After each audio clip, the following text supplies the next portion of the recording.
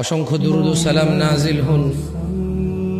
জনাবে মুহাম্মদুর রাসূলুল্লাহ সাল্লাল্লাহু আলাইহি ওয়াসাল্লামের উপর, যার পরে এই পৃথিবীতে আর কোন নবী রাসূল আগমন করবেন না, যিনি রাহমাতাল লিল আলামিন, যিনি ইমামুল আম্বিয়া ইমামুল মুরসালিন, যার ব্যাপারে তার রব বলেছে ওয়ালা সাউফা ইউতিকা রাব্বুকা ফাতারদা, যার ব্যাপারে তার রব বলেছে ওয়া ইন্নাকা লাআলা খুলুকিন আযীম, যার উপরে তার রব নিজেই সালাত ও সালাম বা দুরূদ পেশ করে, যেমনটা রব কোরআনুল কারীমে বলেছে ইন্নাল্লাহা ওয়া মালাইকাতাহু ইউসাল্লুনা আলান নবী ইয়া আইয়ুহাল্লাযীনা আমানু সাল্লু আলাইহি ওয়া সাল্লিমু তাসলিমা। অসংখ্য দুরূদ ও সালাম নাযিল হন সেই নবীর উপর যার উপর দুরূদ আল্লাহ নিজেই পেশ করেন।